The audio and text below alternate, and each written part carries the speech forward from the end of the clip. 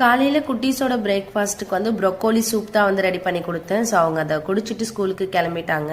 அவங்களோட லஞ்ச் பாக்ஸ்க்கு வந்து meal maker வெஜிடபிள்ஸ்லாம் போட்டு வெஜிடபிள் பிரியாணி ரெடி பண்ணி கொடுத்தேன்.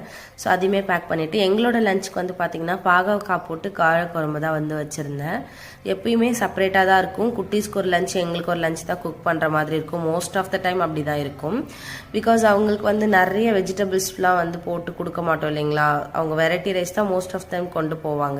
பட் வீட்டுக்கு வந்ததும் நான் அவங்களுக்கு வந்து நான் என்ன சமைக்கிறேனோ அந்த வெஜிடபிள்ஸ்லாம் வந்து ஊட்டி விட்டுருவேன். சப்போஸ் அவங்க பசிக்கலமா இப்போ வேண்டாம் அப்படின்னு சொன்னாங்கன்னா ஸ்நாக்ஸ் மாதிரி ஏதாவது லைட்டாக கொடுத்துட்டு நைட்டு டின்னர் வந்து அவங்களுக்கு சீக்கிரமாகவே வந்து ஊட்டி விட்டுருவேன்.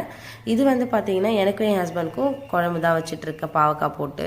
எப்பயுமே வந்து 2 குக்கிங்காக தான் இருக்கும், செப்பரேட்டாக தான் இருக்கும். குட்டீஸ்க்கு ஒரு லஞ்சு எங்களுக்கு ஒரு லஞ்ச் சமைக்கிற மாதிரி தான் இருக்கும் மோஸ்ட் ஆஃப் த டைம்.